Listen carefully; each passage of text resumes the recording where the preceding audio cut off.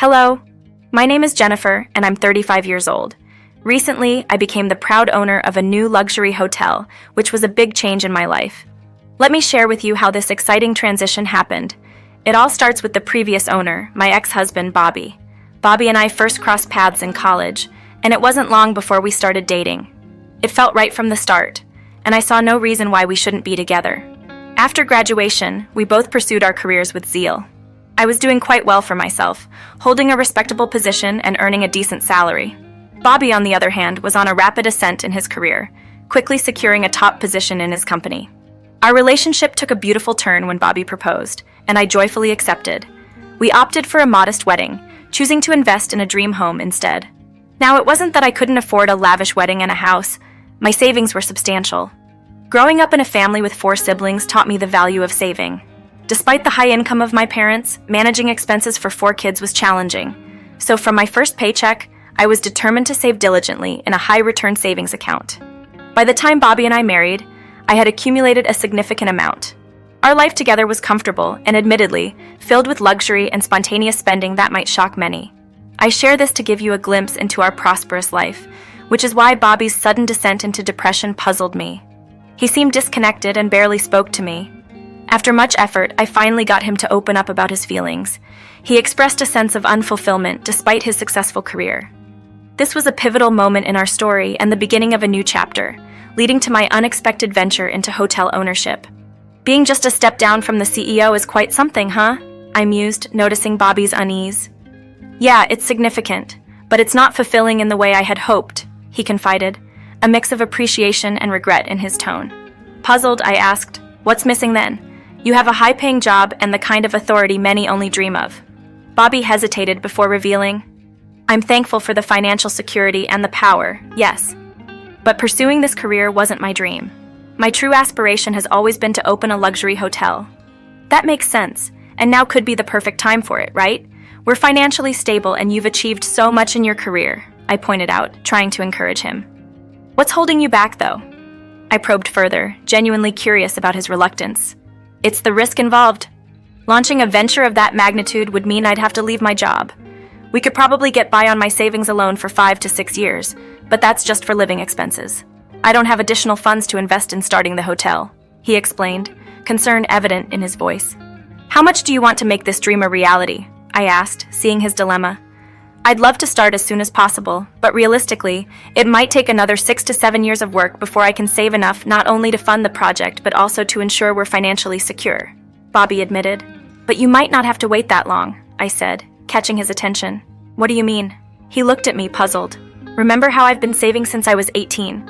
I've managed to accumulate a substantial amount in my savings account, thanks to the interest. I can contribute that money to your dream, I offered, willing to support his ambition. No, I can't let you do that. That's your money, not mine to use, he protested, taken aback by the offer. That's not how it works between us. We're a team, and your dreams matter to both of us. Let me help make this a reality for you, I insisted, dismissing his concerns. He was overwhelmed. I don't know how to thank you enough. Just succeed and be happy. That's all I ask, I smiled, knowing this was what he needed.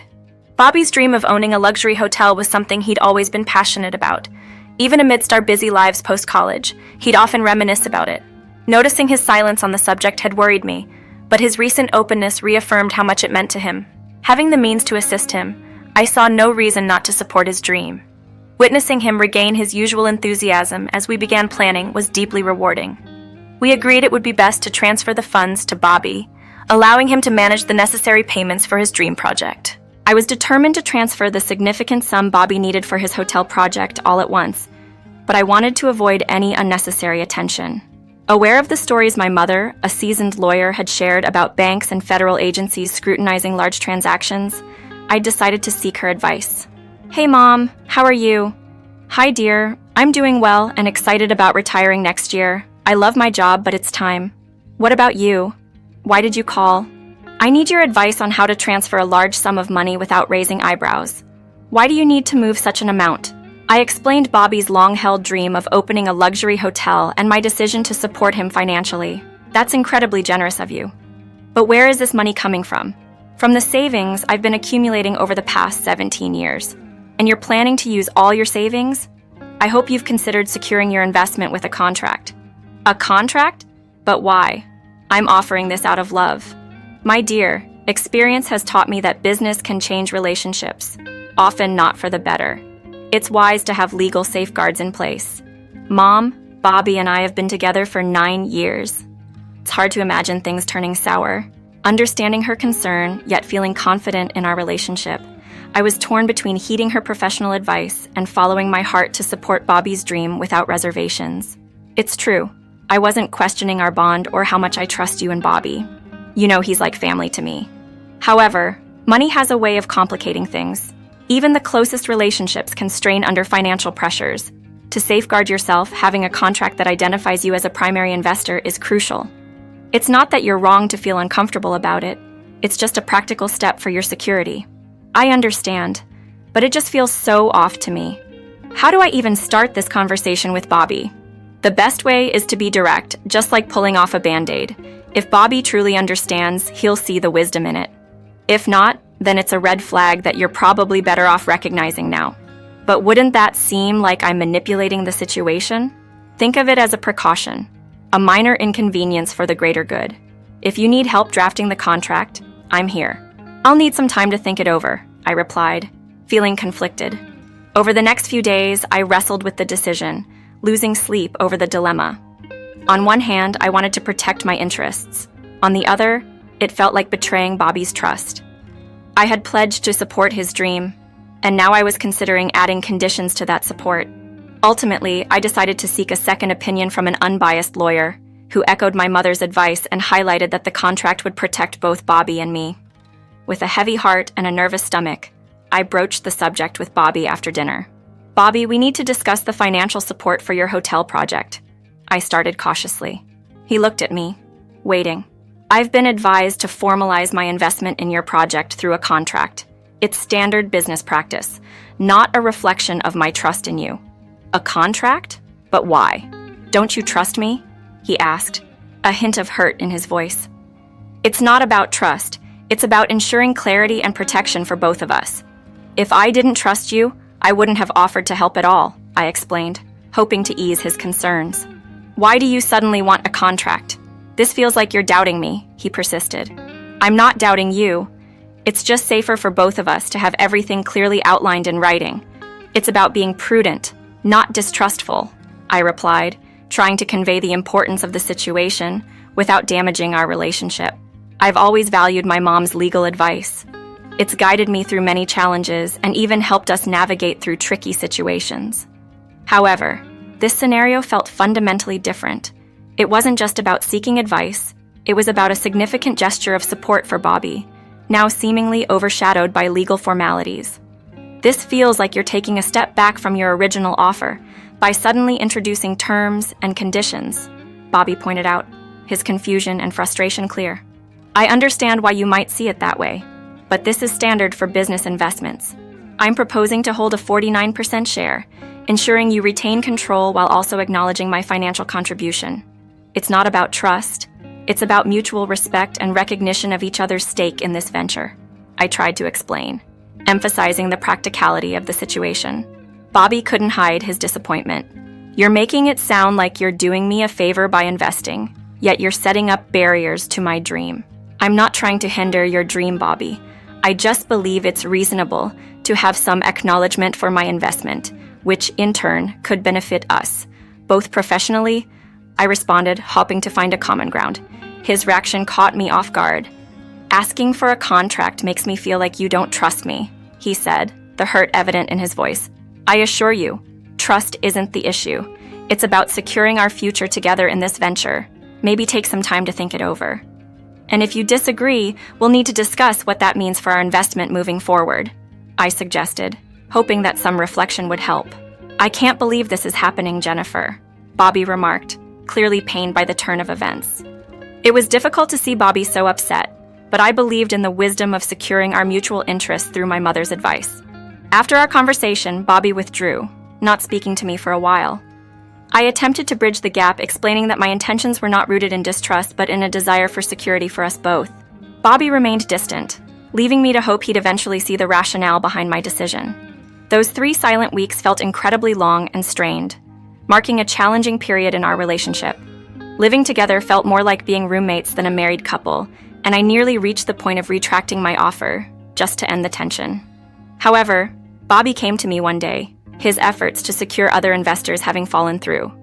The risk was too great for most, and those interested didn't have the necessary funds. Reluctantly, he accepted my offer, despite his reservations about the conditions attached. It was a silent acknowledgement between us, and in the weeks that followed, we officially launched his business. We managed to secure a prime location for the hotel, and though the following years were marked by stress and constant decision-making, the result was nothing short of spectacular. The hotel was the epitome of luxury, a realization of Bobby's dream, and I was proud of what we had achieved together. However, my excitement for the grand opening was dampened when Bobby asked me not to attend, claiming my presence was unnecessary. We argued briefly, and although I couldn't understand his reasoning, I eventually conceded, a decision that left me feeling both hurt and bewildered.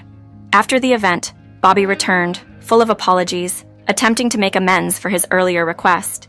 He never fully explained his reasons for wanting me to stay away, and over time, I chose to let the matter go. One day, about a year after the hotel's opening, Bobby returned home in a rare mood of elation, a stark contrast to his usual exhaustion. The hotel was thriving, hosting celebrities and receiving rave reviews, especially for its cuisine offerings. Seeing him so invigorated and hearing about the hotel's success brought a renewed sense of vibrancy to our lives, reminding me of the passion that had driven us to undertake this venture in the first place. Deciding to invest additional time in hiring well-trained chefs truly paid off, I thought to myself, proud of Bobby's accomplishments. That's amazing. I'm really proud of you. But when do I get to experience this famous hotel of ours firsthand? I'd love to dine there and soak in the luxurious ambiance everyone's talking about. Bobby hesitated before responding. I don't think that's a good idea. Surprised, I asked, why not? He attempted to explain, albeit awkwardly. To be blunt, you don't exactly fit the image of what our clientele expects. I'm concerned about the hotel's reputation if you were to show up not fitting into the upscale atmosphere. I was taken aback. Are you serious? Why would I be upset? Because I put my all into this project, and now you're saying I'm not classy enough to enjoy it?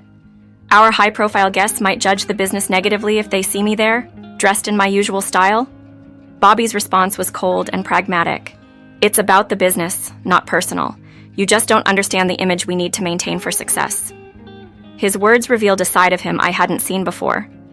At that moment, I felt a mix of anger and disbelief.